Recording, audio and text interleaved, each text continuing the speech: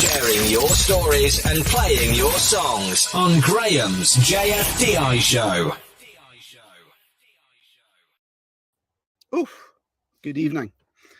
Seamless that was almost tonight. Welcome to High G's. Temperature's all right here. Had a nice cold shower beforehand, listening to all of these songs.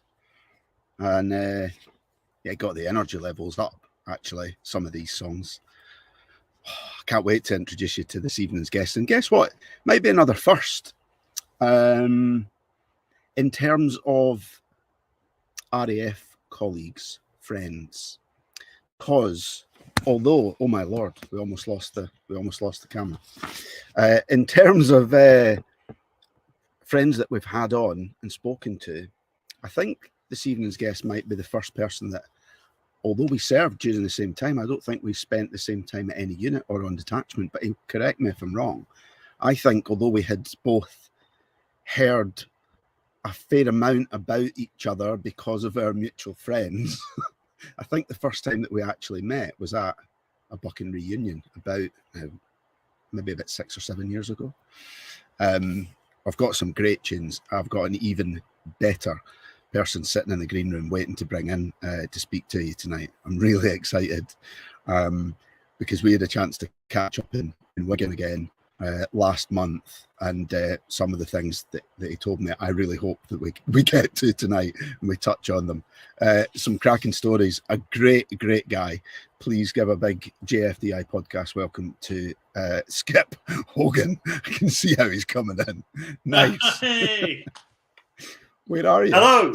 I'm all right. Hello. How are we doing? Can you see me now?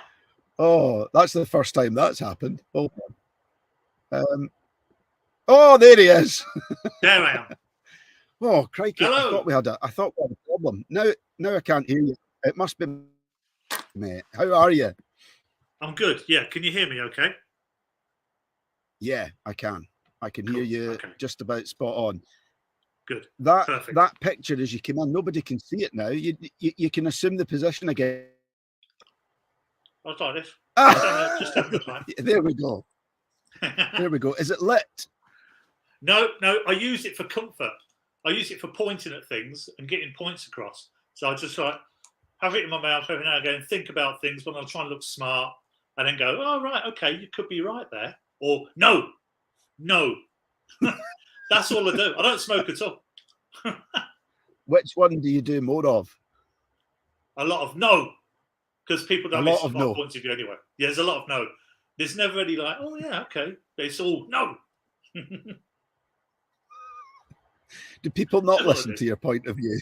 No. Is there? Pat's just said I smoke blokes. I don't. Is that? Oh, listen, we're not taking this podcast there, Mr. Penn. No. All right, you can just behave yourself. He was given an invitation into the green room, and he's going to take the tone right there, right at the start. No, already, you're not. Already, not on our watch. Anyway, how are you, mate? Are you good? Yeah, I'm really good, man. Yeah, really good. I mean, I've been busy, but I'm having the day off tomorrow. I'm going up to Hull. I've got my work's end of year party, so I'm going up there. It's like a gangster theme, so I've got like a pinstripe suit and a hat and the whole shebang, spats, everything, cane, nice, the whole thing. So yeah, Al Capone. Yeah, pretty much looking forward to that tomorrow. It's casino, open bar, the whole thing. So it's about 150 of us rocking up tomorrow, so that'd be good. Oh, fantastic! Yeah. Crikey, I've not been to anything like that in a few years. That'll be good. It sounds like it has potential to be quite messy. Where is it? It's in Hull. So it's just under. Well, it's not far from the Humber Bridge. A place called Willoughby. About 15 minutes north of Hull. But yeah, it's a really nice venue. Hotel room and all sorts of stuff. So that'll be good. I'm going up there midday tomorrow, and then I'll be drunk by 5 o'clock, fighting by 6, crying by 7, and in bed by 8. Is that a kind of a perfect Friday evening? Is it? That tends to be the norm. Yeah, that sort of thing. You go for that, go hard, always early. Come on, we'll take it easy, and then by 7 o'clock, you're absolutely smashed already. You think I've done it far too early. I'm too old for this now. But anyway, we did the same thing at Wigan. Look at Wigan only a few weeks ago. Again, got up there at 7 o'clock, hitting it hard all night. Good quality times. Yeah, exactly. Making memories, I think, is what Chewy said to me when we were sitting around the Premier Inn foyer with only a small carry-out from the bar and 2 vending machines, neither of which worked. No. And they'll say, we'll get to it later on, but, I've not been in that situation for a long time where you're told you've got to get out of your room and be like, what's going on here? But we'll talk about that probably later. Yeah, indeed we will. So we're going to talk tunes. You've given me 5. Yep.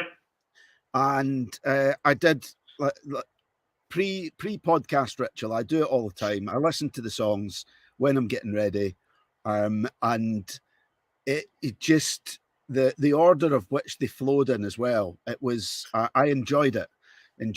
Sometimes it's a different selection, but this just flowed nicely. And I love what's nestling right in the middle of the 5 as well. So, shall we kick off with the first one? Yeah. Can I just say, I'm looking at myself in the camera and I'm thinking, I know the camera I adds sort of like £20, but how many fucking cameras are on me? I look huge.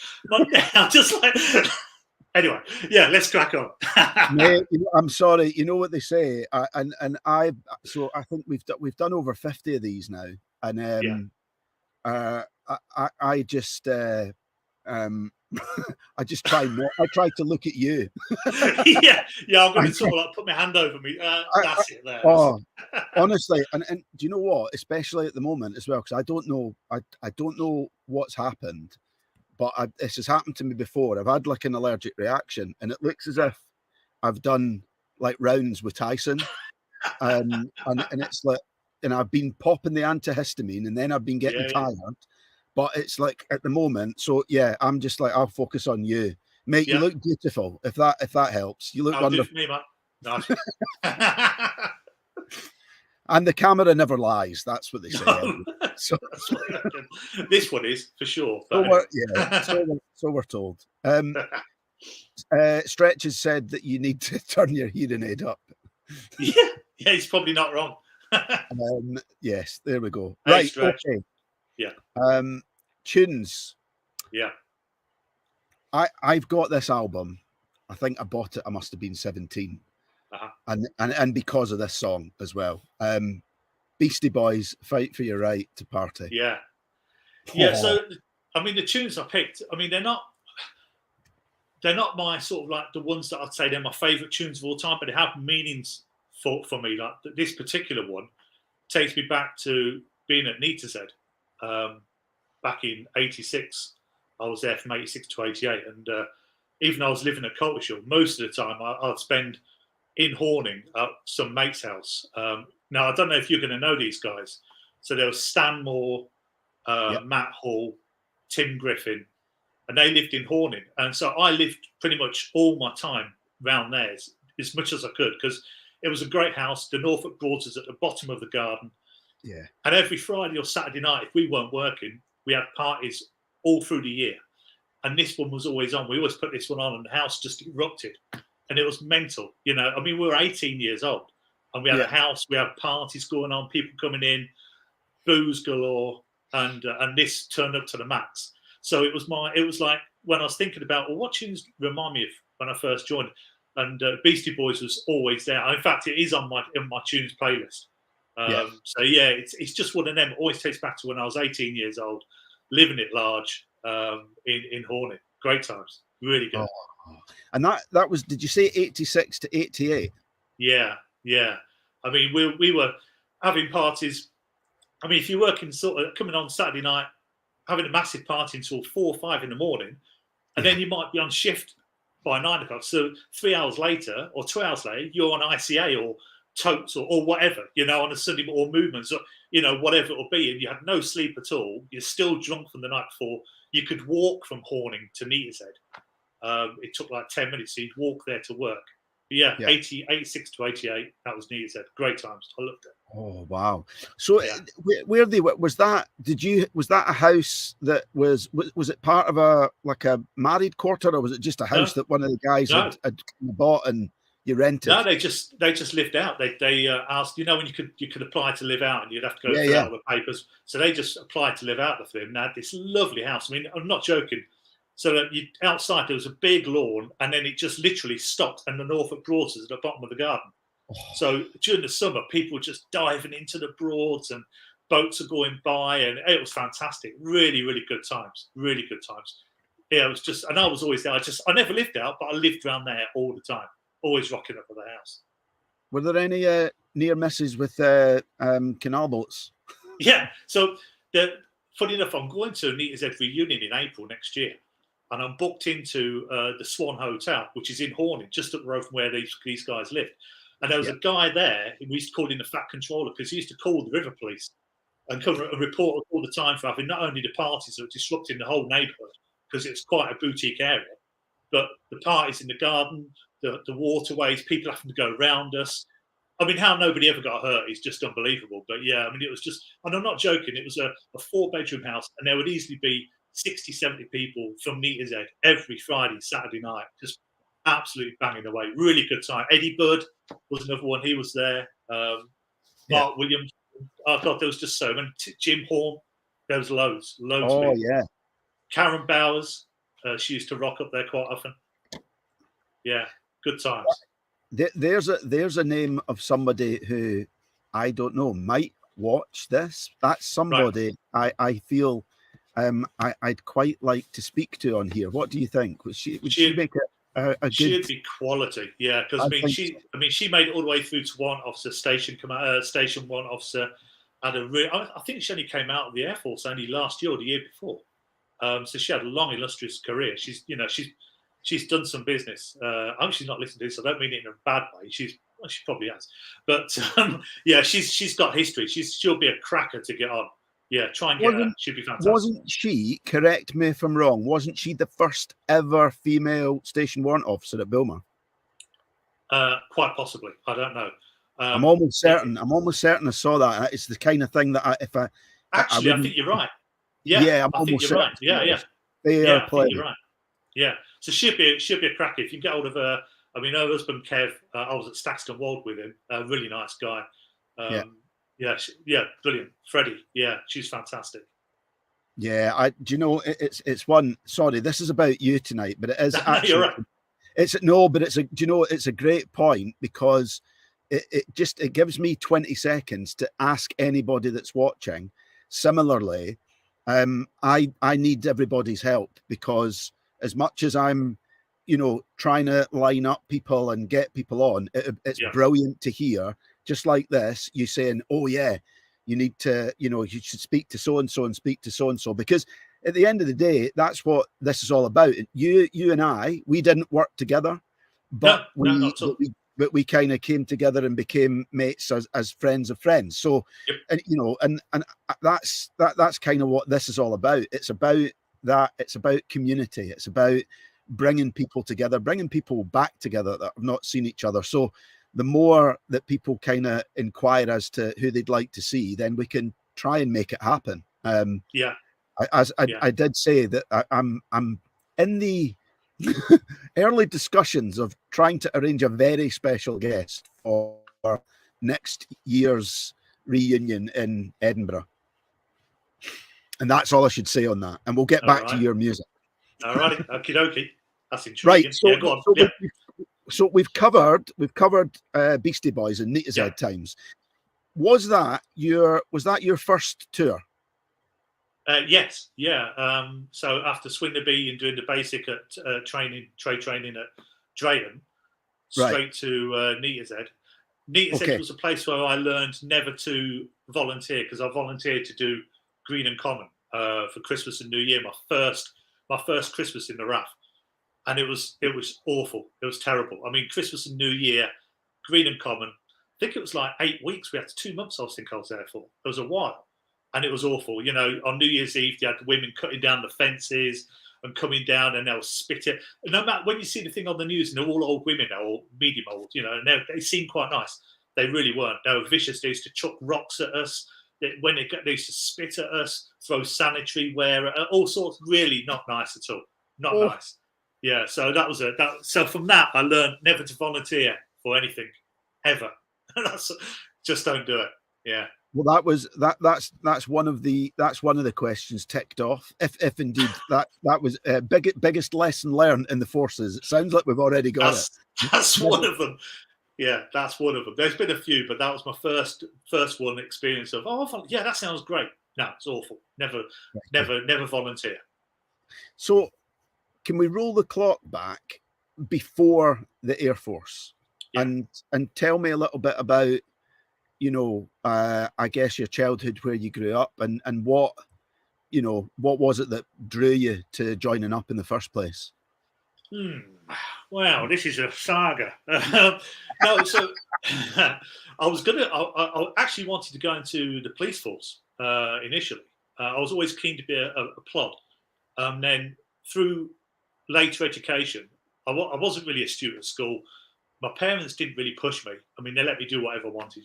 If you did well, brilliant, well done, son. If you didn't, yeah, well, never mind. Great parents, but they were kind of like, you find your own way, son. I was the youngest of 6. I'm 54 now, and I'm the youngest out of all my family. 5 siblings, so I'm the youngest of 6. Right. And it was just at 16, I was thinking, I want to do something. I don't know what I'm going to do. I'm going to do something. I was passing the place where you sign up in Peterborough, the RAF attestation. What's it called? I forgot what it's called. Careers Information Office, CIO. There you go. That's it. Brilliant. Thank you. And I thought I'd just pop in and chat to them. And before I knew it, I'd signed up for the Air Force at 17 years old. And I was at Swinderby 4 days before my 18th birthday. And I remember being on my 18th birthday at night, all the boys in the room, bar a couple, pinned me to my bed. So there was 25 lads pinned me to my bed, stripped me naked, got wire brushes with boot polish and rubbed it all over my skin.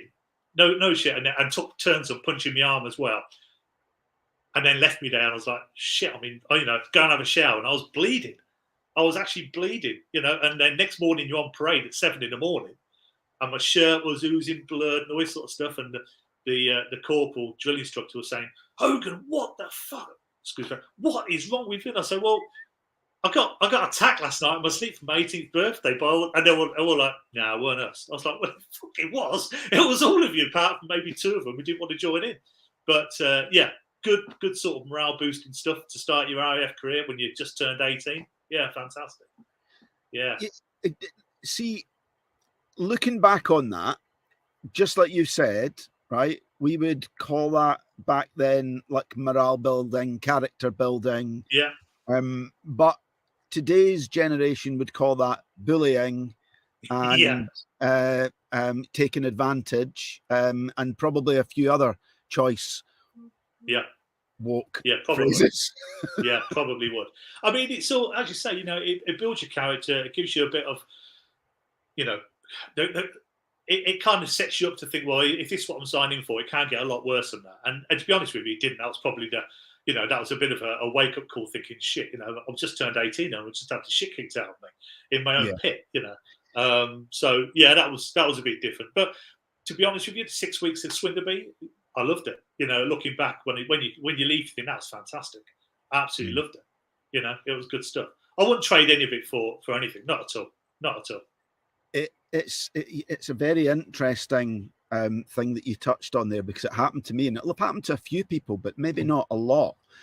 I turned 18 whilst I was at Swinderby as well, and I found the experience, because that's a big sort of transition. It's a big age, isn't it?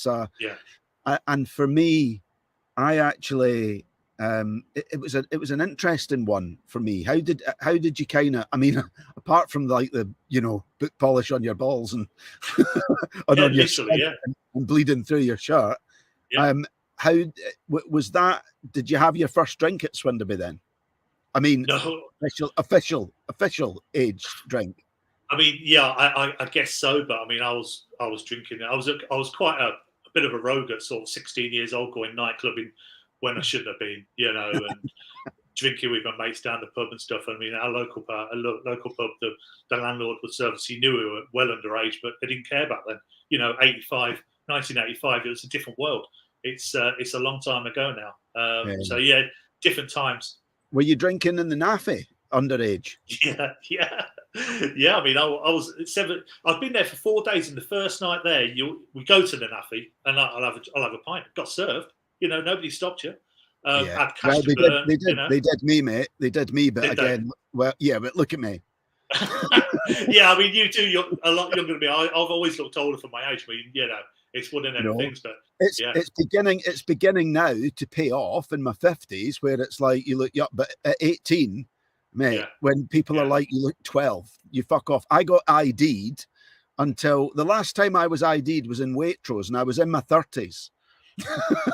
Unbelievable. Yeah, that's a shocker. It was a curse, but it's now a blessing. So so some pretty good times. Question there, like, what possessed you to want to be a policeman?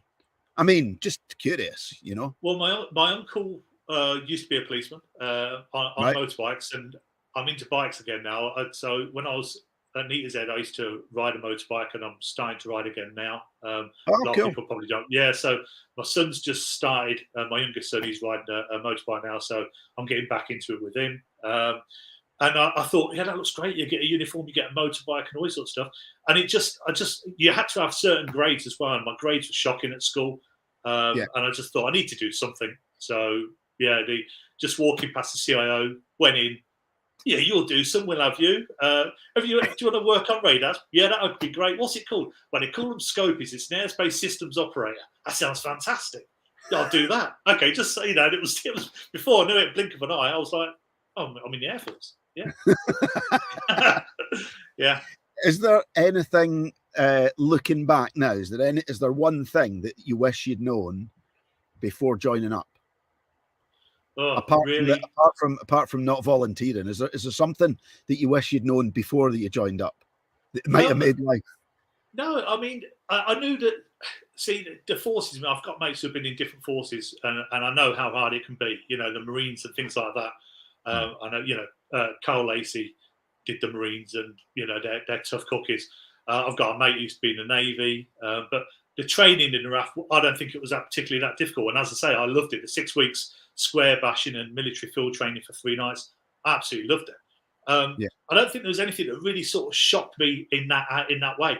Going to unit, when you get past all your trade training and you go to unit, that was a bit of a wake up call, because then you started properly working.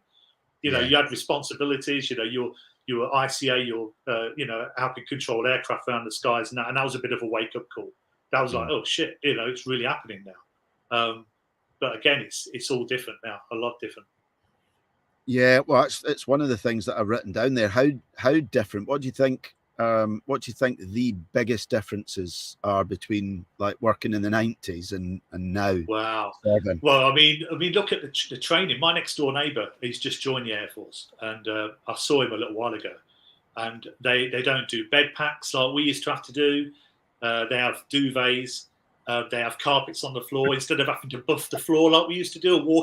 Walk with yellow dusters on your socks to see you didn't scuff it. It's carpeted. All that sort of thing is a lot different.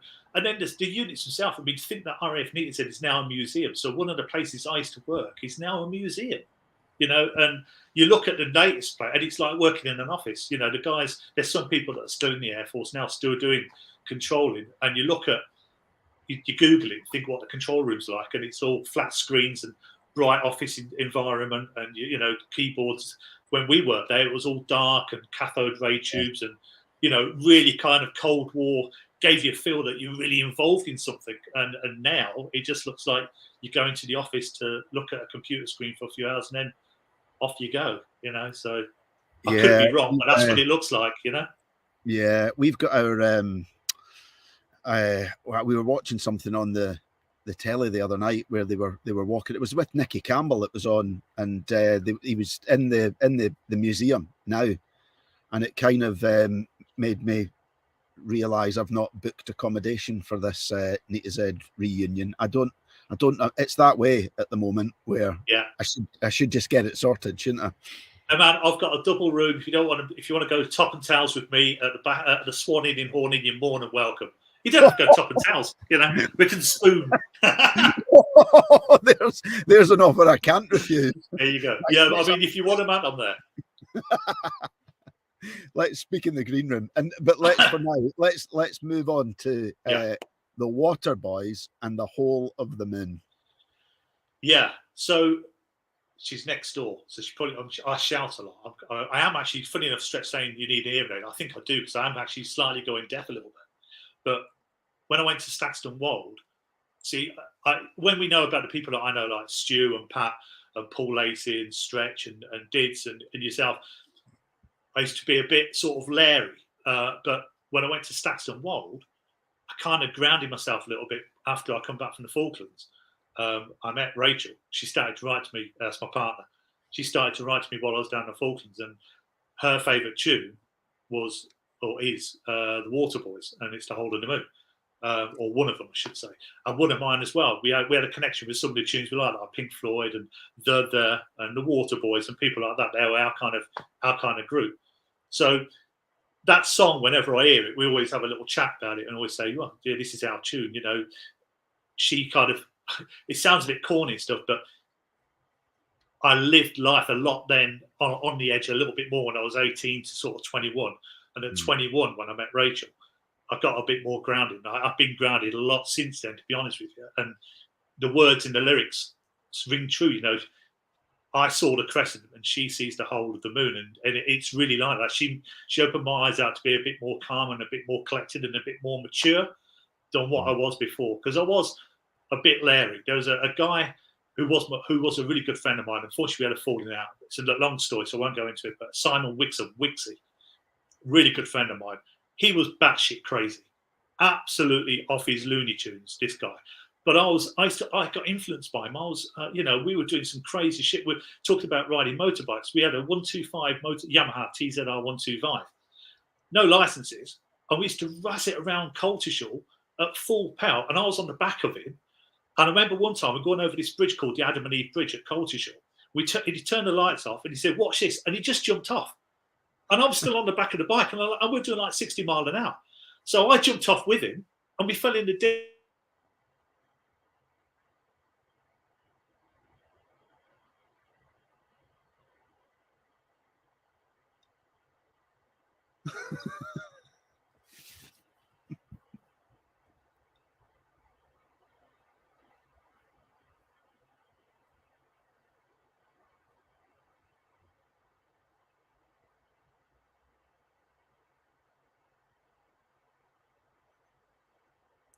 Yeah.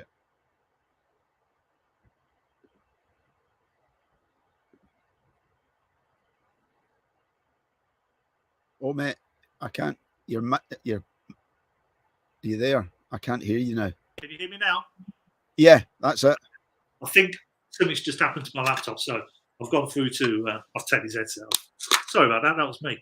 So I don't know how much that you heard, but I wasn't sure whether or not anybody else could hear you, or it was just me that lost you. So I let you go, thinking it might just be me. If nobody else could hear you as well, I heard right up to you having to jump off the bike at 60 miles an hour and land in the ditch. Yeah, exactly. Yeah. So getting back to it, I mean, he's a nutty guy, a nice guy, but a bit nutty, and he led me astray. He didn't lead me astray. We were just close, but we sort of parted our ways a little bit after that for different reasons. And then obviously. It happens. It happens, doesn't it? Yeah. Friendships come and friendships go, and really people drift apart. Yeah.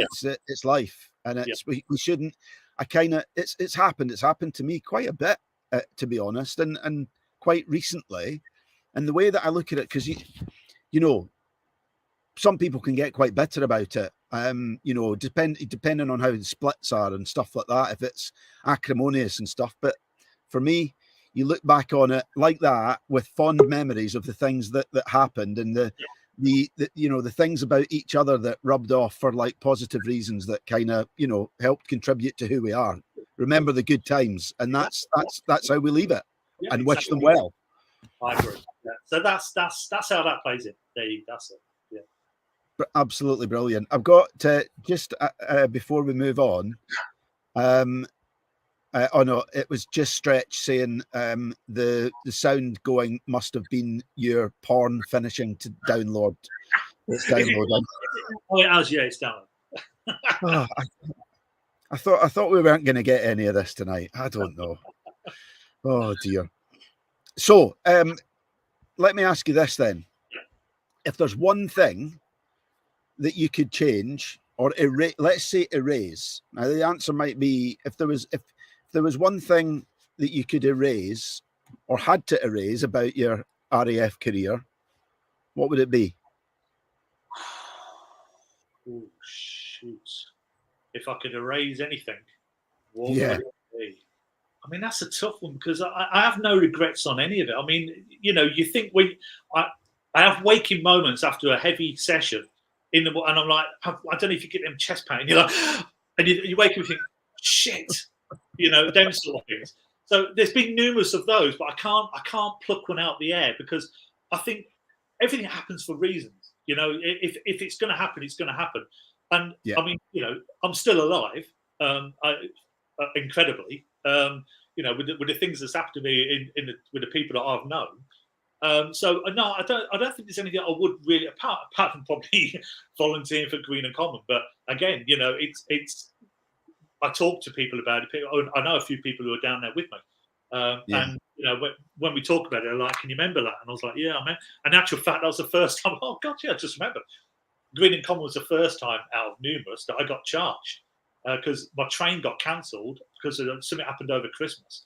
So I got stuck at home because I was on my 4 days off, and I was stuck at home for 6 days. And I got back and said, "You were late for duty," and I got charged. So not only did I volunteer to go to Green and Common, but I also ended up getting charged for no fault of my own because I couldn't drive at that point. I was only just turned 18, and I had no way of getting back to Green and Common.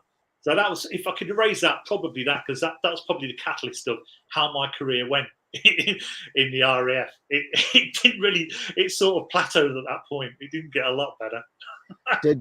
Were you charged again after that? Oh yeah, many times. Yeah. What was the most ridiculous charge? I mean, Saxor was quite bad. I think I got charged 3 times at Saxor in 18 months. So that was a. We'll probably go on to that in a bit. One more time, Anita said, "Did I get charged?" Anita said, "Yeah, I got charged." Anita said again with Wixie because we let some boats go on the Broads one late at night. We just said there's some boats. And we just let them by the Black Swan. Just went and let about a dozen boats go with people on board. And just let them fly. And then the RAF police were going by and they saw us because they were coming off Anita's head. And they recognised us and they just said, "You two, what the fuck are you doing?" We're like, "Oh, nothing." And they said, "Get in the car," took me to Collegeville, and we both got charged. But there's all these boats with people probably having family holidays or something, you know, floated off down the Broads. Yeah, like that sort of thing. So yeah, as I say, we just not proud of it.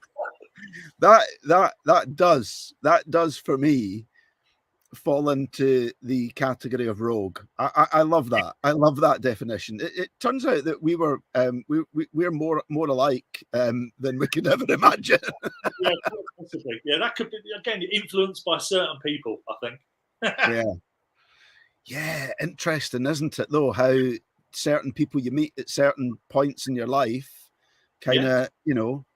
You know, you don't think you don't have that on your shoulder saying this is wrong. You just go, yeah, this is great. Let's just do it. You know, and you just do it. And then, as you say, you have the moments of waking in the morning. You go, oh, shit, what did I do that for? You know, and I've had a lot of them. Yeah, did plenty of those. I kind of tended to get those moments, and it was either one of two things would go through my mind. It would be that moment of, oh my God, I don't remember how I got home, and I don't remember anything from about insert time here, because it was numerous depending on when you'd go out. Or the second time, and this was probably worse, was where you woke up with that almighty thud and, oh no, it's even worse. I do remember what I did. That was because sometimes there you go. Yeah, exactly. Sometimes they were worse. But regret, just you can't. There's no you can do it. It's happened. There's no time machine. There's no magic bullet or anything like that to change it. It's happened. It's out of your control. Done. And that's and do you know what? I think that's the thing. That's the thing. It's maybe taken me to my 50s or certainly my 40s to realise is that, do you know what? That kind of thing's fine for a while. But you need to be prepared eventually if you're going to live that kind of life. You need to own it. Absolutely. And you need to not only own that, but everything that comes with it. And that tends to be a lot of shit stuff. And yeah, I think so. We've both learned the hard way, haven't we? Absolutely, yeah. The gives and the gets, give and take. It's just part and parcel of life's colourful tapestry. It's just talking of life's rich and wonderful tapestry, how about Jazzy Jeff and the Fresh Prince and Summertime? All right. Is that a song for you as well? Before you even tell me the story, that needs to play before summer can officially start. Absolutely. If you hear it on the radio or anything, or then you're coming into it's time to start relaxing in it's summertime. Yeah, absolutely. And it's still a top tune. It's great. Yeah. There's a story behind this. So I can't wait to hear it. Go on. I bet it's interesting. This takes me up to Saxa now. I'm meeting the man who, and he'll be a bit nervy now, so I'm not going to try. But meeting Stuart for the first time, Stu McCann. There he is. Saxa was the best. Saxa was the best 18 months I had in the RAF. Bar none, with the best lads ever. Fantastic. I absolutely love Saxa. We were in Lerwick one time, and we were in Lerwick. And as you do, we'd had a skin. We'd been on a day sesh, gone down for the weekend, and we were absolutely blottoed. Smashed out. I think it was Lerwick. I'm pretty sure it was. Smashed out of our brains. And it was a karaoke night in one of the local pubs. And me and Stu were saying, we'll do Summertime. We'll go do sort. We were. I'm not joking. We were smashed out of our brains. So we filled out a bit of paper. Just put Summertime. That was it. Didn't put DJ Jazzy Jeff in it. Just put Summertime. Go to the guy. And then we got called up. It's Stuart McCann and Skippy Hogan coming up to sing Summertime. And up we come. And we were smashed. And there's us going, here it is, a groove slightly transformed. And we started digging the break from the number. And the music was completely different. It was a summertime. We just carried on. And the locals were just like, what the fuck are these? So we were just literally carried on, mumbling on through, trying to rap, falling down, all this sort of stuff. And the locals, and then it just stopped. And we just put the mics down and walked off, and there was no noise, nothing. It was just like, what the fuck? What just happened? Yeah. That song just reminds me of a brilliant weekend in the Shea Hotel with Stu and a couple of the lads, and just getting absolutely smashed out. And again, I say about Rachel grounding me, but every now and again you get to let your hair down when you're away from home and things like that. You do go back to your wayward ways with your mate. So yeah, that was great times. So how long did you spend at Saxa? And for those watching that don't know, and there's probably not going to be many, is there? But who was that sort of group then? Who was it? Who was at Saxa at that point in time? Because I know it kind of there's kind of quite a few more. I remember David Kinnaird's top table, and there was a huge picture of all of the Saxa boys. So yeah, you maybe allowed to give a shout out to a few of them, aren't you? Oh God, yeah, absolutely have to do. So yeah, you have 18 months at Saxa, and I was there from late 90 to 92. The full 18 months, really good guys who are there. I've written a little list because I'm terrible with names, really bad. I don't know what I'm terrible. So obviously Stu McCann, Pat Pion, Paul Lacey, Dave Knick-Knack Curtis, Chili, Paul Chilwell, that is, Phyllis, Mark Phillips, if anybody knows Phyllis, brilliant bloke, Noxie, Tat Bennett, Rob Weir, who now lives in Australia, Mark Pattinson, he was there, Dave Pike, anybody know Dave Pike? He was there. Yeah, I mean, it was just the best time. I mean, we all hung out together and we used to get charged together, all of us. You know, there was one time we were in the NAFI and we had what was called a pylon or a stacker. And we ended up nearly trashing. I won't go into the full story because certain members are listening. Did some damage to the NAFI, but that's a tale for another time. Is it? Yeah, we all got charged. We went Hold on. You don't get to come on and say, give it a little teaser like that and say it's a story for another time. There's people that are watching that are going to give me abuse if you don't tell us the story now. It made the papers. It made the Sun. The front page of the Sun. The headline was "Dancing in the Dark in the Shetlands" because they closed the NAFI. And so I had a full investigation as to who smashed up the NAFI. And I don't know the full ins and outs of who exactly did it. There's lots of accusations and innuendos. But, yeah, we got charged. We were sort of like marching around in the officer's office. And it was just chaos. You know, it was just, we were still drunk from the night before. And there was about half a dozen to a dozen of us just marking time, all over the shop. It was just hilarious. And they were told to get the fuck out of my office, you bag of shit, all of you, get out, get your act together. So we all go back out, fall about laughing outside the door, calm ourselves down, march back in, marking time, and then stand to attention and say, right, you're all charged now. And we had like 3 or 4 days jankers each. And it was just bonkers. Yeah, really just mental. And other things like, there was a guy there called, I think it was called Scott Mackay. I can't remember his first name. But he went away on leave. I think we mentioned this one up at Wigan, and he left his window open a little bit. We caught a sheep and put a sheep in his bedroom, and closed the window. And he was away for like a week, and when he came back, I think the sheep had died, but it had eaten everything. It had eaten his bed.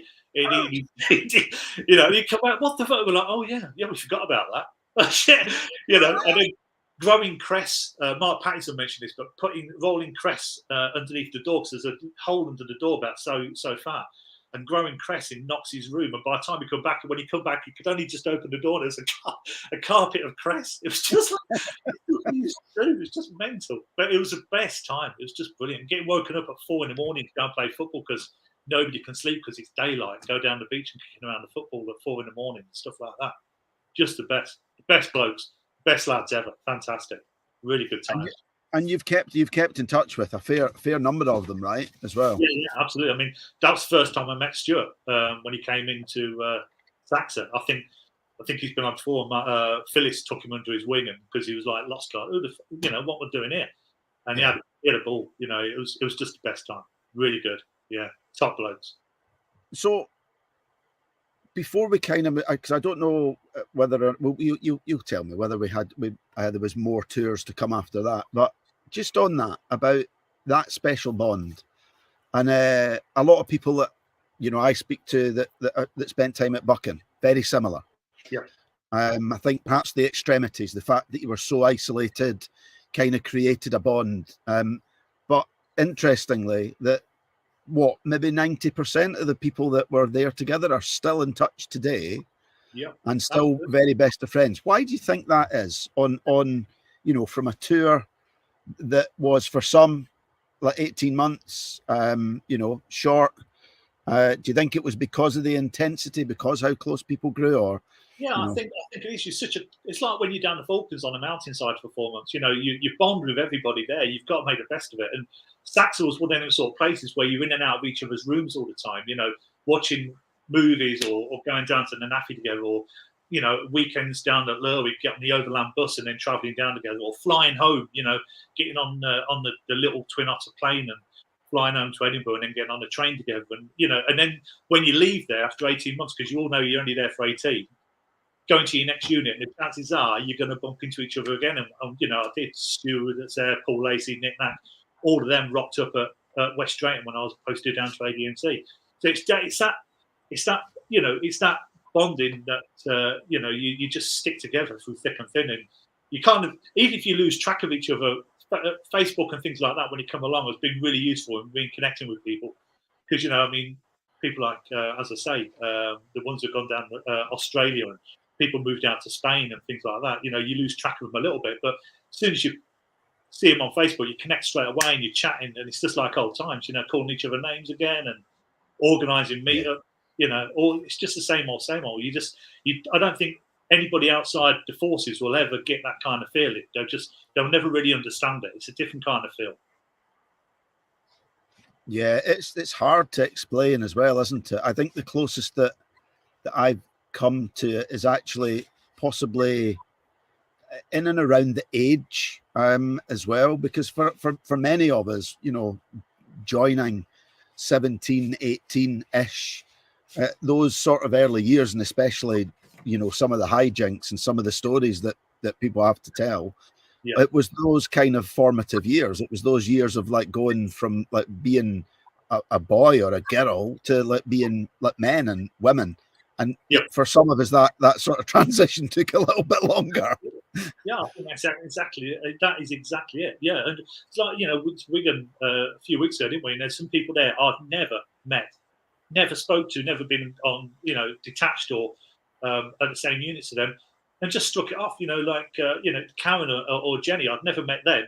Spent all day drinking in Witherspoons and having a right laugh with them. You know, really nice people, and it's just like, well, I'm one of them, and they're one of me. You know, even though we've never met before, it's just you've got that kind of feel and that kind of connection. It's just nobody else will get that. Yeah, it's a lovely kind of feeling. I think it was, and we kind of, I think it's an interesting one. Look, we talk about Wigan there. I think I certainly needed it. It came at the right time for me to be around those people as well. I think it was kind of quite important, and I think maybe the same for other people as well. It was wonderful. So I'm so glad that we've got the next one already in the bag. That'd be amazing. As I say, I mean, I know you've got the numbers, and I'm hoping to get up there, maybe get somewhere nearby. But Works, they have this thing that I might have to go. I don't know. We'll see. But yeah, moving on. It's all right. It's okay. I've kind of I've said to people we've got a couple of options up our sleeves if the demand is there later on. So yeah, we'll sort it. Okay. So then, yes, tune number 4.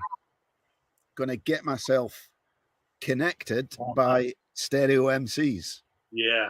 So this one is all about AD&C West Drayton. You know, after leaving Saxa and going down to there. It was again, you know, the same guys again. You know, Paul Lacey, Stu McCann, Nick Nack, a couple of us who you won't know that you know that were already down there because they were different air traffickers that we used to work with. But that song it's still one of my favourites now. It was a big hit at the time.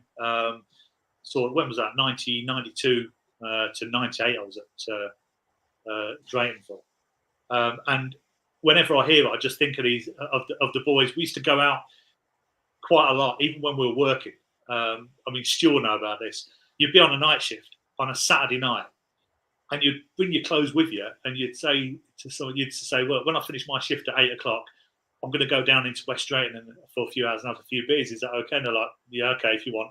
So we just go and hang our clothes up at the back, go and get changed, go down, and then we'll be gone all night. We'd end up clubbing, you know, and we'd be getting phone calls because mobiles was a new thing. So we'd have mobiles. We'd be getting phone calls saying, "Where are you? You're supposed to be on position now." We're like, and there was boom, boom, boom, boom in the background. Like, yeah, we're just on the way back now. No, you're not. You're at the nightclub, aren't you? It's 1 o'clock in the morning, sort of thing, you know. And then, so yeah, it was just again a really good time. But connected for me, there was one particular event down there called Miss Heathrow that we used to attend. And as you can imagine, I'm Miss World. You know, all the lovely Miss Heathrow ladies from different airlines were there. And we'd all get in our best suits and tucker. And that song was always just the one we'd play, you know, in my room or Stu's room or something like that, or Lacey's room, as we were getting ready. And then we'd go down to Heathrow and hit the strip, so to speak. And it was just the best time. It was brilliant. You know, you're getting paid just to do not a lot of work. AD&C was just a doddle. I mean, there was a teleprinting machine there, printing out loads of flight strips.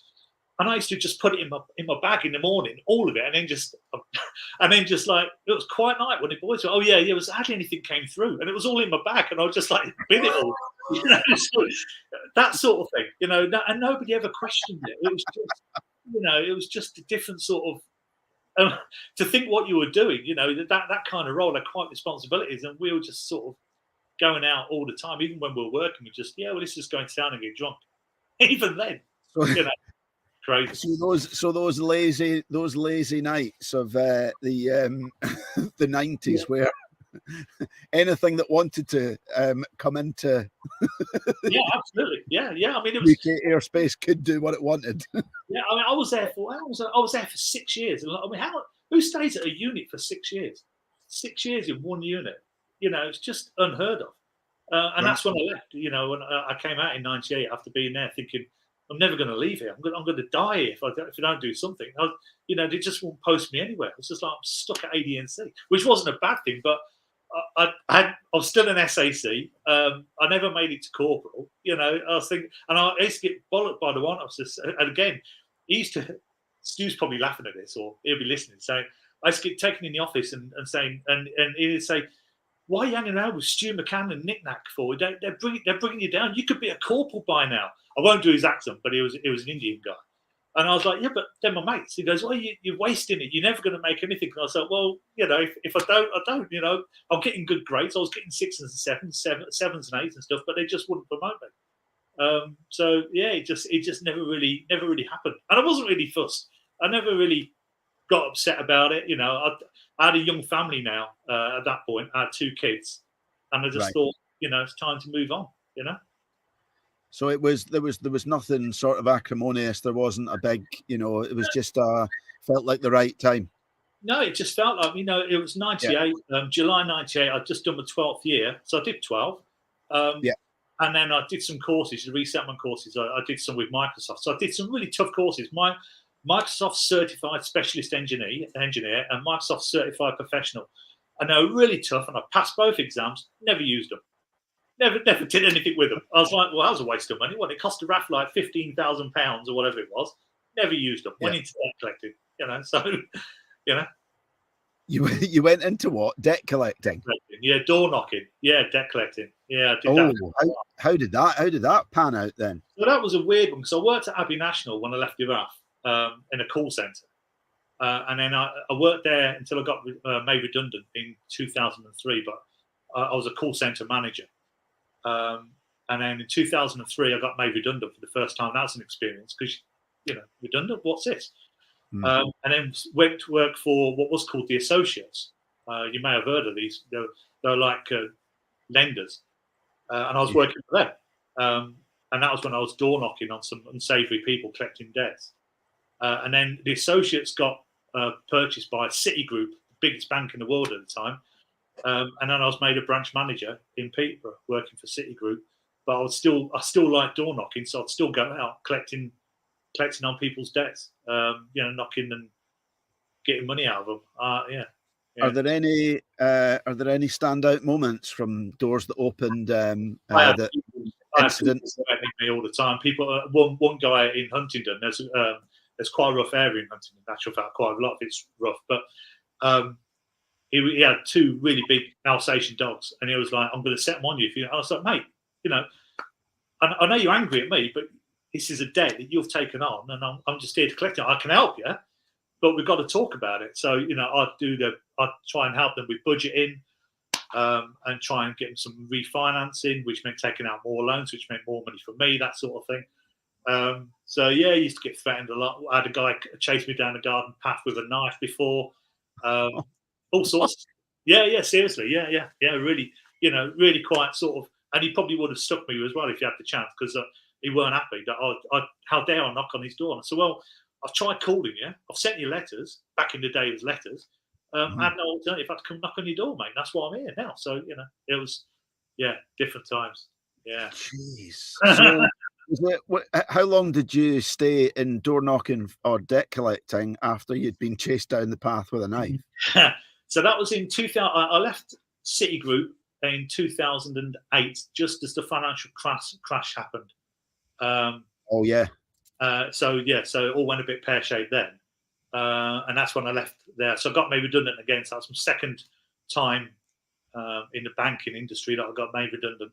And I did okay out of it. I got some good settlements. Citigroup, because it was American owned, paid really well. So I did okay. So yeah, I came out and left that and did different jobs for a little while, for about a year and a half or so, doing different little different things until I went into IT. So yeah. What was the most memorable of the little jobs? So we spoke. I think I mentioned this. Stu again will be like, "Oh, here we go," and it's my go-to story. Really, people say, "Have you ever met anybody famous?" So, well, as it happens, pull up a chair and I'll tell you all about it. So I was working at the Great Northern Hotel in Peterborough, right opposite the train station. Stu's bodyguard, yeah, absolutely. And I was assistant manager there from 2009. And back in the day, I knew a guy who owned a boxing promotion company called SmackDown Promotions in Peterborough. I used to go to school with him, and he did really well. And he was promoting Mike Tyson and Tim Witherspoon to do a meet and greet throughout the whole of the UK. He had the gig, and they were coming to Peterborough. So I rang him up and I said, his name was Lee. I said, Lee, I see Mike's coming to Peterborough. Where's he staying? And he said, oh, mate, I ain't spoke to you for ages. I was, yeah, move on. Where's he staying? He said, well, didn't even think about it. I said, well, I'm assistant manager at the Great Northern Hotel in Peterborough. Why don't you come and have a look? See if you want to put him up here. I'll do some rates for you. So he came and had a look and he said, yeah, this is great. We'll take the whole hotel in July 2009. We'll have it all for the whole hotel. And I said, brilliant, okay. So it was like £60,000 to £70,000 for like 4 nights for all of it. And then Mike Tyson and Tim Witherspoon rocked up. And Mike Tyson was he'd just come out of prison. It was after he'd been done for assault and rape and all that sort of stuff. Yeah. He'd trying to get back on his feet, so he's doing all these meet and greets. And I met him, and they said, how would you like to look after Mike? Because he doesn't like loads of people around. He doesn't like an entourage. Just for like the next 3 or 4 nights. So I said, how do you mean look after him? He says, well, make sure he gets his food, do his laundering for him, all that sort of stuff. I said, yeah, brilliant. Okay, I'll do that. So for 4 nights, I was running around for Mike Tyson. Oh, I had to get him up in the morning because he was just turned Muslim. I had to make sure that he went down to morning prayers in Peterborough. So I had to arrange transport to take him to Peterborough so he can go to the local mosque and do prayers. And then after that, he'd want to go and feed the pigeons in Peterborough Cathedral Square because he's a big pigeon fancier. Who knew? So I looked after Mike Tyson for 4 nights in 2009 in July. Got my photograph taken with him, had a laugh with him. Really nice guy, really nice chap. Yeah. So yeah, that's my claim. What did you say to him? What did you say to him when you had your picture taken with him? Suddenly, I had a photograph taken. I said, Mike, can I pretend I'm biting your ear? And he went, I wouldn't. Okay. Okay, I wouldn't. And he kept calling me Sir. He goes, hey Sir, can I have? And I said, Mike, please don't call me Sir. Don't call me Sir. Call me Skip. So he used to call me Skip. Hi Skip. Yeah. Can I have some green tea? And I said, I'll get you some green tea, Mike. Yeah, no worries at all, and that sort of stuff. Yeah, it was brilliant. Yeah, great. So he used to think I've been down to. He goes, oh, have you been to Madame Tussauds to have your photograph taken with Mike Tyson? But seriously, if you Google it, Mike Tyson, Peterborough, it's all on there. You can see him in his Peterborough United football top, the whole shebang. I'm in a couple of the photographs in the background. Yeah. Oh, brilliant. But I mean, what a memory. You know, the guys are taking the mick out you, but the reality is they're only taking the mick because, they might have heard the story once or twice, but they're jealous, right? Totally. Of course they are, yeah. Tim Witherspoon, by the way, big drinker. He'd just stay at the bar and get smashed. Massive. He was about 6'4", really big guy. Mike Tyson was no taller than me. He was about 5'8", 5'9", not very tall at all. Tim Witherspoon was a giant and drank like he had hollow legs. It was just like, what the hell? How's this bloke putting the drinks away? Unbelievable. Yeah. So would he have given Dids was on telling us about another monster drinker last week? Would Tim Witherspoon have given Pat, our very own Pat Penn, a run for his money in the day? I don't think anybody can give Pat a run for his money. It's just oh my God. Can we just go back very, very quickly? Pat's going to hate me for this, but this is going back to when I first met you at Buchan at that reunion. And we were at Aberdeen Airport. There was me and Stu McCann, I think, and Dids, and we're waiting for Pat to rock up at Aberdeen Airport. And we were at Witherspoon's, and then Pat came, and it was like 9 o'clock in the morning. Sorry, Pat. It was like 9 o'clock in the morning. And he come through these rotating doors, and he just carried on going round for like, and there's people queuing up behind him. He just going. It just went round and round and round. It was just like the funniest thing. I was absolutely crying, and all these people behind him like, "Can we get out of here?" And it was like, Pat just kept on going. Anyway, eventually he fell out the door, and he was just like, "Yeah, brilliant." And we got barred from Witherspoons by 10 o'clock in the morning. We were barred. 10 o'clock. The police came to say, "Right, you lot out. Don't ever come back." We're like, "Okay." 10 o'clock in the morning. Unbelievable. Oh dear, I don't know. And he would tell you he's a changed man, though. Yeah. Oh yeah, 100%. Yeah, definitely. I mean, I will talk about my next tune, and I'll tell you some stories about how that ties in with the next bit. So let's move on to Elbow and Sad Captains. Yeah, so this is one of my favourite tunes, and one of my favourite bands. I've seen them a couple of times. They're brilliant. I mean, Guy Garvey's the sort of guy you want to go and have a drink with. What a nice guy. Really nice guy. What a fantastic bloke. Really nice. Yeah, so this one takes me back to going to my 50th with the lads to Mallorca. Again, me, Stu, Pat, Stretch, Dids, and myself all went to Mallorca for my 50th. Rachel was pissed because she had something organised, and I was like, "Oh!" And it was actually over my 50th birthday. So we went on a Thursday, came back on a Monday morning. So yeah, she wasn't happy. Yeah, that weren't good. So, sorry, love, I'm going away with the lads. But my Sad Captains, that's what they are to me. It's there's a lyric in there, and it rings true with me. And it's it rings about my own mortality, which I've come to realise and come to peace with. Is that if we only ever come this way but once, what a perfect waste of time. And that for me is everything. That's going to be on my tombstone. If we only ever come this way but once, what a perfect waste of time. Another sunrise with my Sad Captains. That's them guys. That is them. Going out on the lash until your wee early hours with them. That it's how I see them. They're just like, we use the term brothers a lot. This comes, "Hi, brother, how you doing, brother?" They are, I have got a brother and I don't speak to him, but they are just on a different level to connected with me. It's just, really close knit. Yeah. What a lovely, lovely thing to say, and a beautiful sentiment, and I mean in the best possible sense, because, like you said, becoming aware of your own mortality, knowing that we're not here forever, and spoken to previous guests about this. When we look back on our lives, some of these crazy stories, some of these amazing times, and kind of figure two things. One, we probably had more years than we've now got, but also that aspect, and not in a morose or morbid sense, but actually some of the people that were part of those memories are not with us.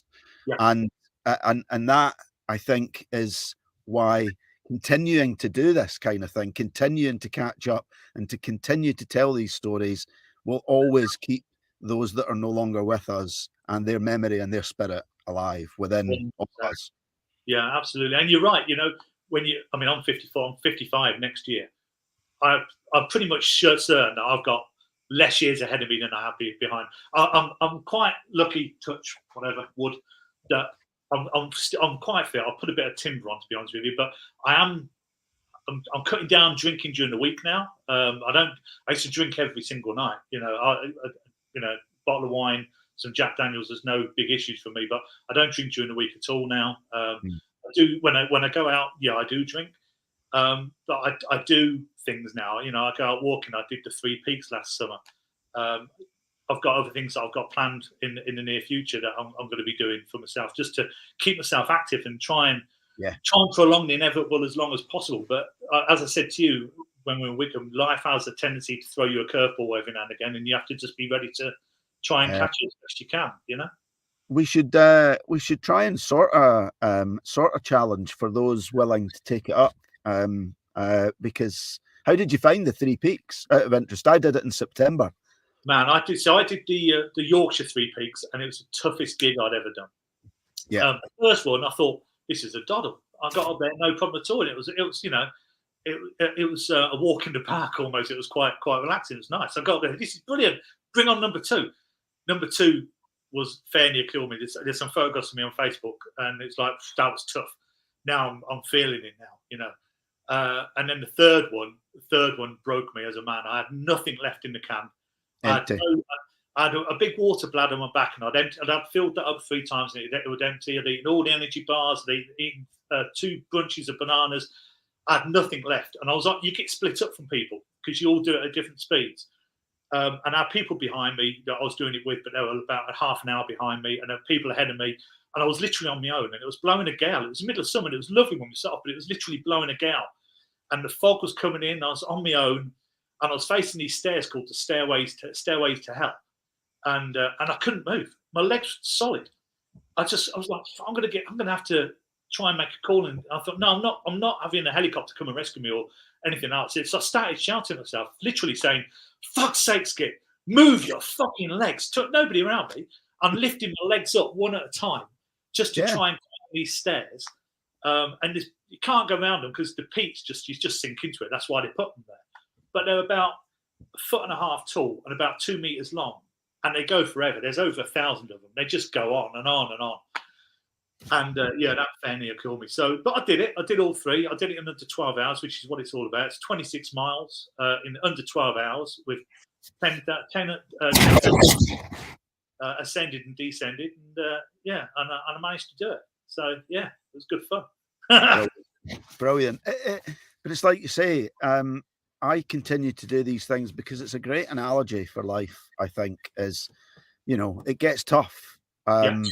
And sometimes you don't want to, you want to stop and you don't want to go on. You know, you get fed up and you wonder why on earth you started. Yeah.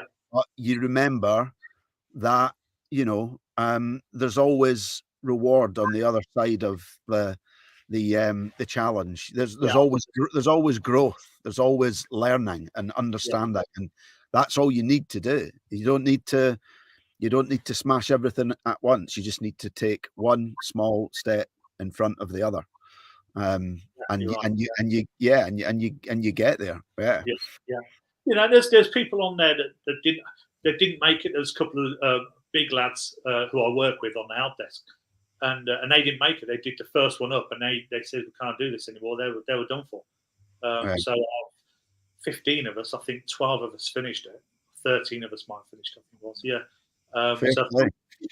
You know, so different sort of capabilities. But if you don't train for these sort of things, which I didn't. I live in the fens. There's no hills or anything to climb. It's just walking.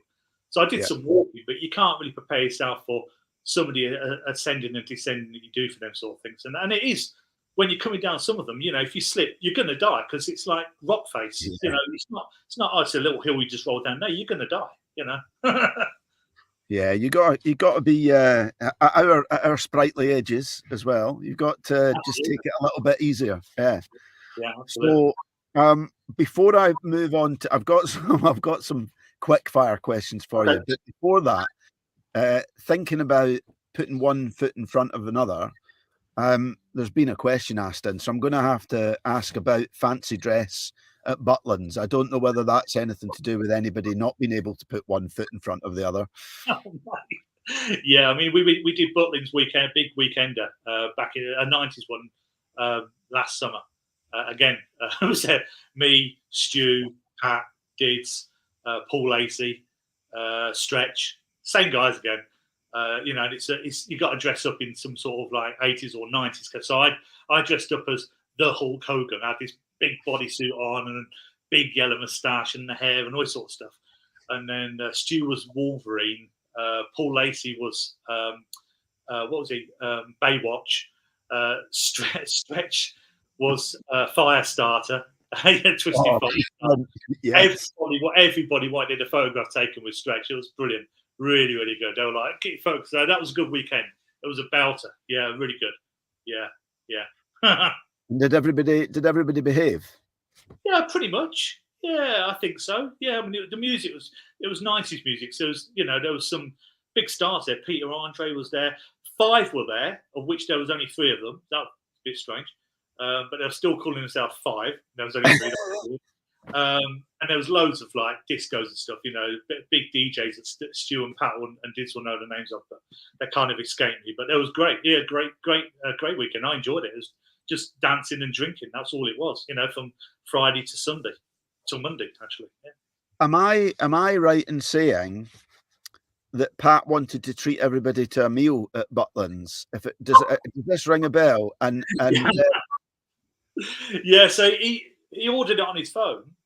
You went to this restaurant and he ordered it on his phone, and it went to somewhere. I think it was in Norfolk. I think somebody was saying about this, and I think they got our order. Somebody who we know, I can't remember who it was now. Who was it? Was saying that they got our order because they were staying in this restaurant, and they got our order. Oh, Billy Wilson. Yeah, so Pat just said Billy Wilson. She got Pat's food order. So we were sat there. Yeah, it got to Skeggy. We're like, what the? Yeah. He just completely went to a different place. It was just like, yeah. But at least we fed Billy, so that was good. Yeah. How bizarre is that? Of all the people, she goes, "Did you order some food? How do you know about that? Oh, we got it. Really? Yeah, bizarre." Yeah. I'm not sure I believe that. Hey, that's the story.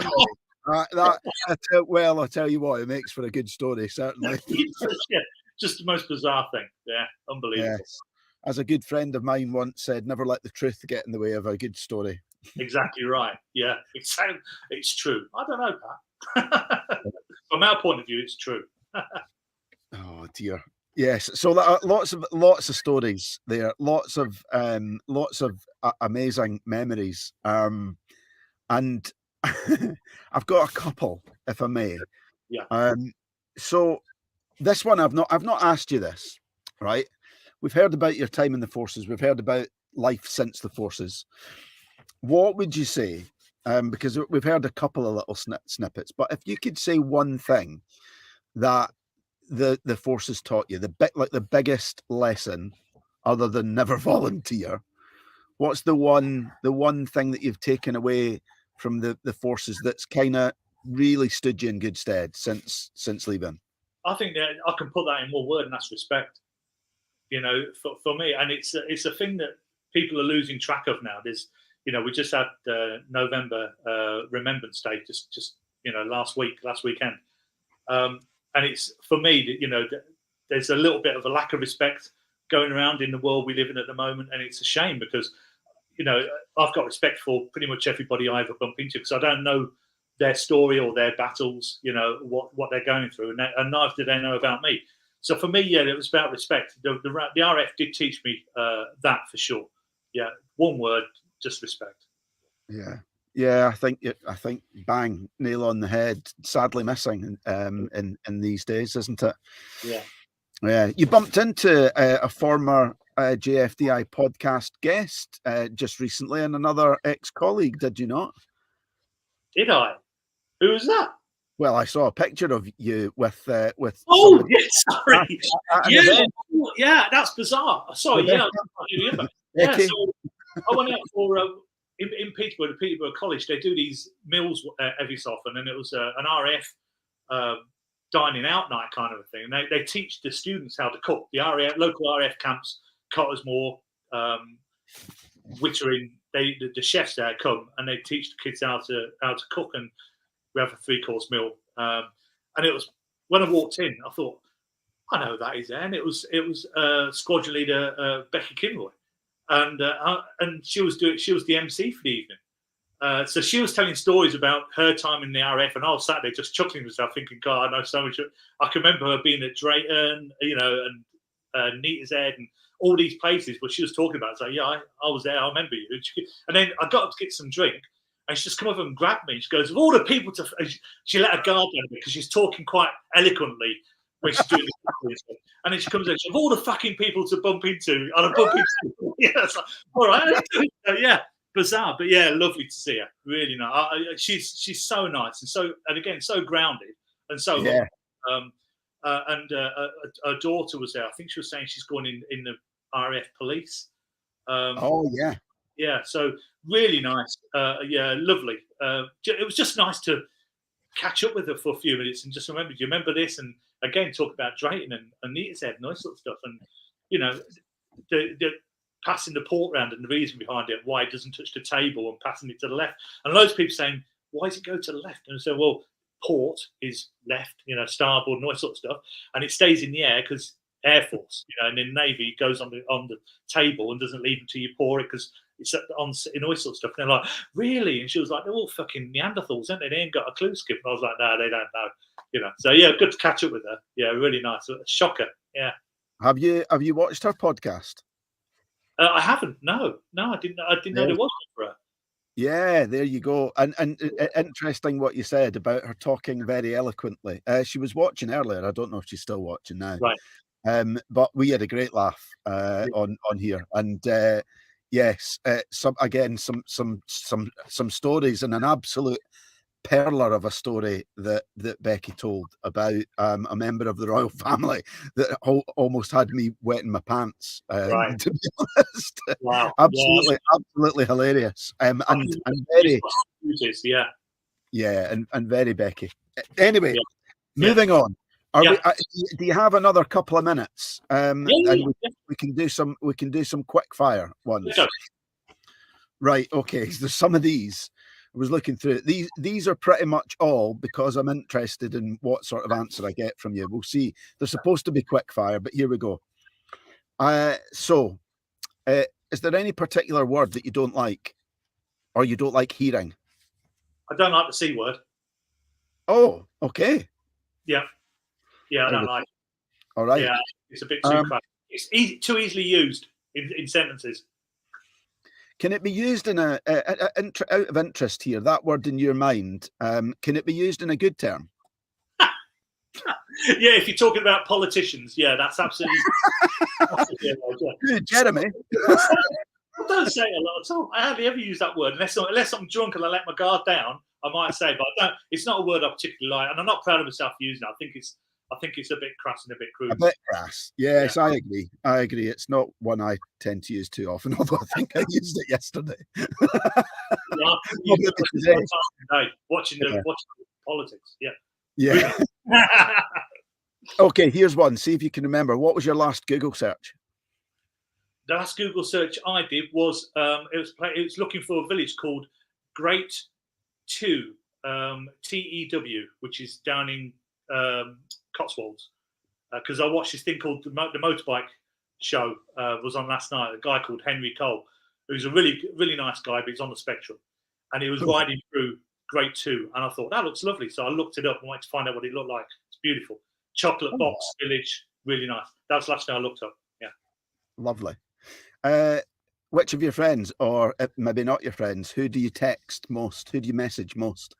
McCann. Is he that needy? Yeah, all the time. Yeah. I mean, it's just I get the most bizarre voicemails from him as well. Just you know, he's just he's on a different plane.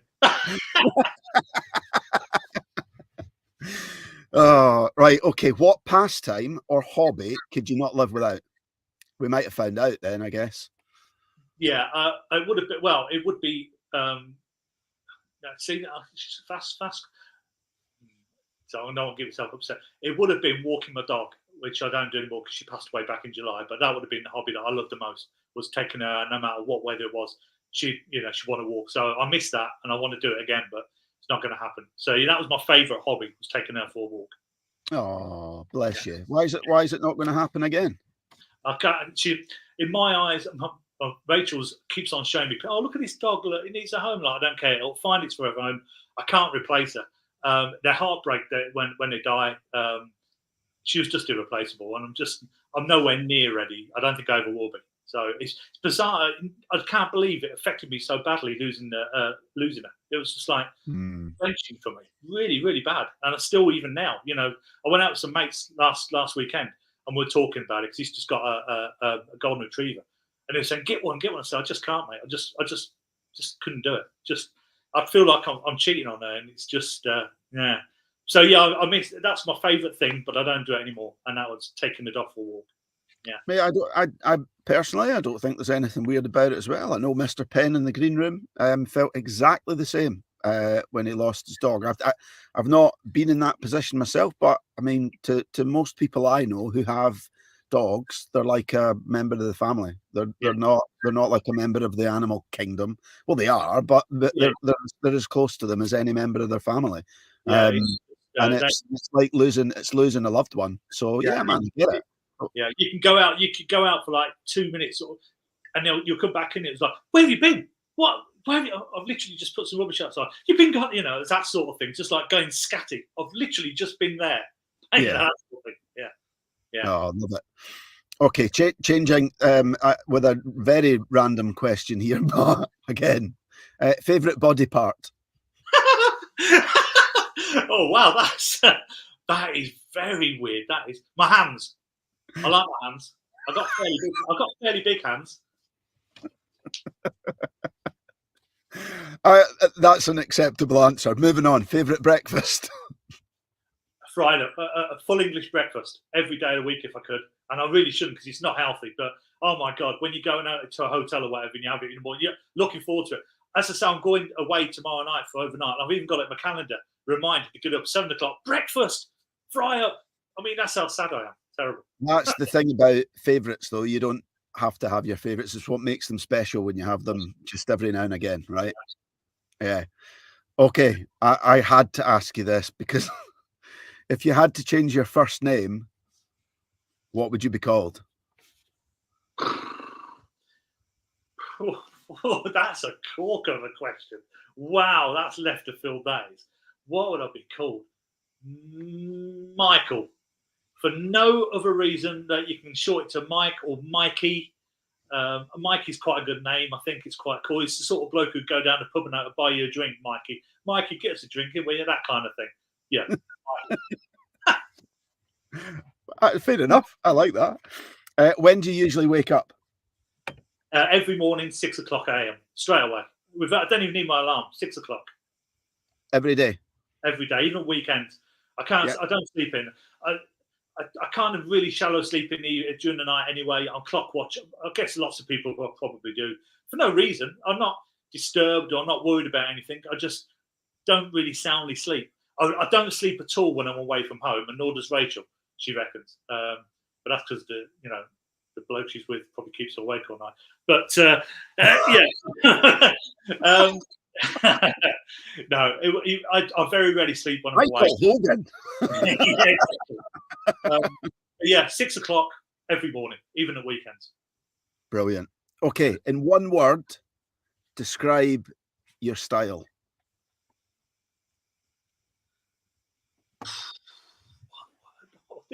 These are really good questions, Pinky. I'm impressed with these. One word. Okay. I won't use that one, Pat. That's just not fair. What's he said? Shite. Caddish. Oh. Yeah. Yes, yeah. I like that. If I could change the time I lived in, it would be sort of go back to be wealthy in sort of like the 40s and be like a bit of a bounder, a bit of a cad, a bit of a scoundrel, that kind of thing. I think, I quite like the look of that. I go to the Goodwood Revival every year in September, where you dress up in like, them sort of clothes. And I love it. It's just brilliant. It's really, that's why I got this pipe. I have a pipe, I have a trilby hat, I've got a cravat, a blazer, all this sort of stuff. And it's great. Oh. So yeah, being caddish, I think that'd be great. Yeah. That's also a great question for next week. Have you ever watched Stephen Bartlett on Diary of a CEO? I have, yeah. And you know that the tradition that they have on there, where the guest who's on chooses at the end of, once he's finished, he leaves a question for the next guest, and that's always the last question that he asks that guest. Yeah. I think we'll ask next week's guest what era they would, if they could choose any era in time. I asked that before, but that fits in quite nicely with that. Yeah, it's a good one. Yeah, I like that. Yeah, I like it. Okay, I think you maybe. I don't know if there could be anything dafter than the flipping motorbike incident that you told me about. However, stupidest dare you ever agreed to?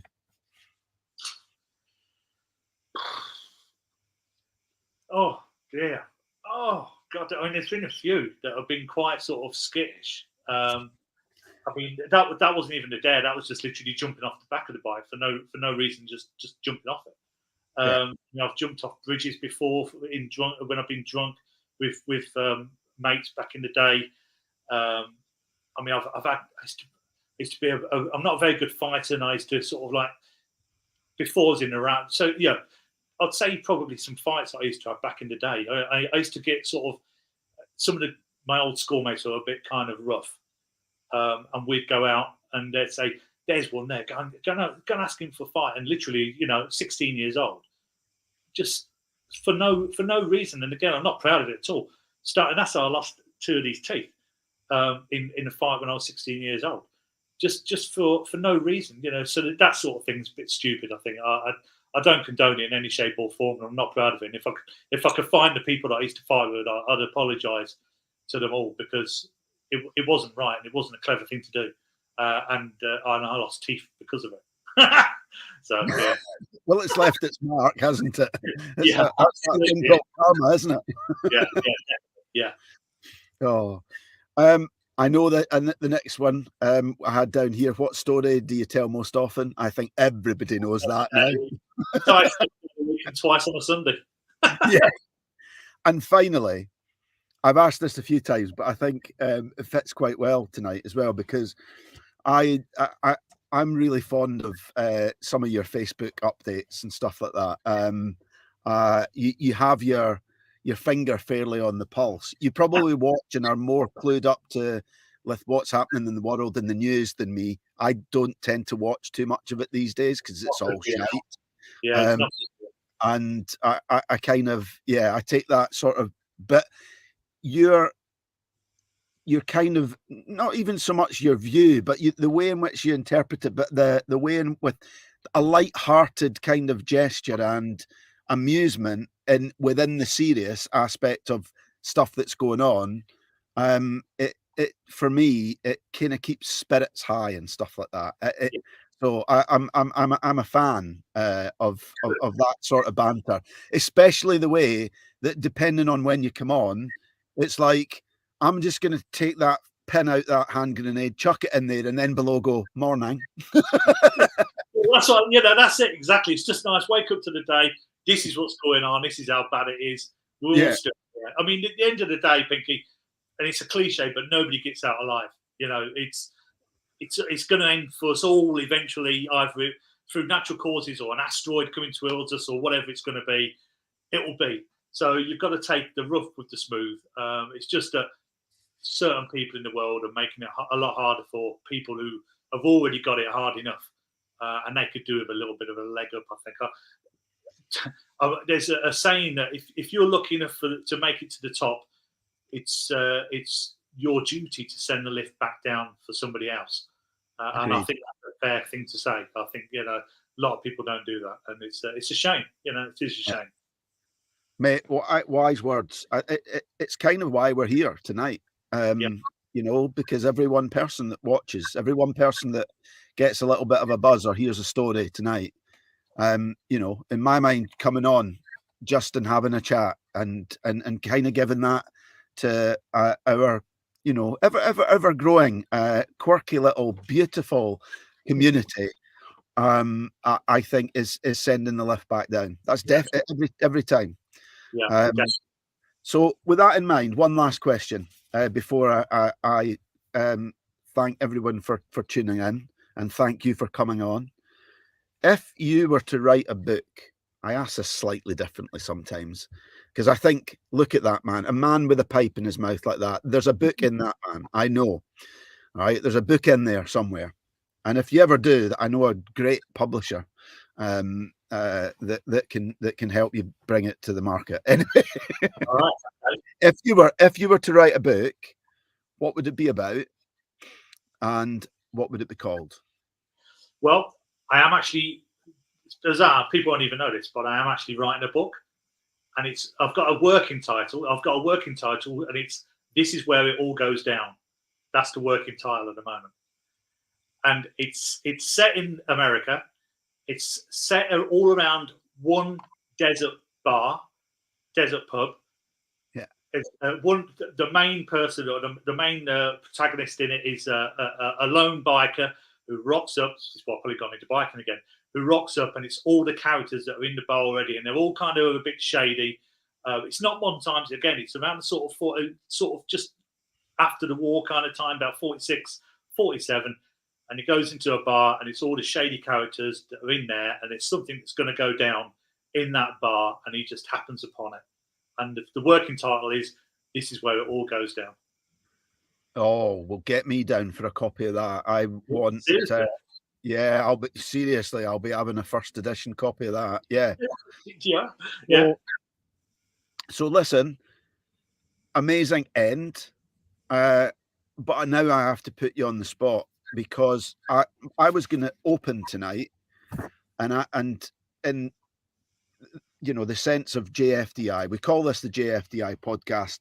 People see me spouting off, maybe not as much these days, about applying this JFDI mindset. And I was going to ask you at the start what that means to you and how you apply it.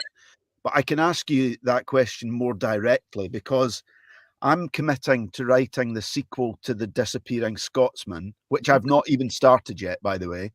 There's a lot of it in there, but none of it's written down. I know the title, but I'm committing to having it published by next June. Right. 6 months. So wow. What are you saying, Skip Hogan or Mikey, to his good pals? When are we seeing it? I mean, I have done quite a bit of work on it already. I haven't even told Rachel. Rachel doesn't even know I'm doing this. But I do some every now and again in the evenings. So she'll be down here watching things on Netflix.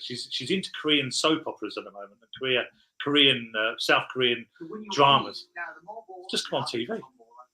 Someone's just come on my TV. She puts me in car. Bear with me 2 seconds.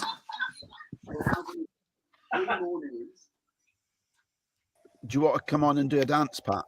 She's got a TV. I will commit to it. It's going to be at least 18 months, I would have thought, before, because I've got some work to do. But yeah, I'd say 18 months, and we'll get there. Yeah, it's a work in progress, but it's got some texture already. Yeah, but there you go. 18 months. I like that. So we're talking like summer 2024. They're there or thereabouts. That sounds good. Yeah, that's all right. Yeah, just in time for the Christmas books. Mate, I love it. Look, what we have to close on that. Thank you, Stu. He's asked if you've drawn the cover page and coloured it in. That's as far as I've got. He's a twat, isn't he?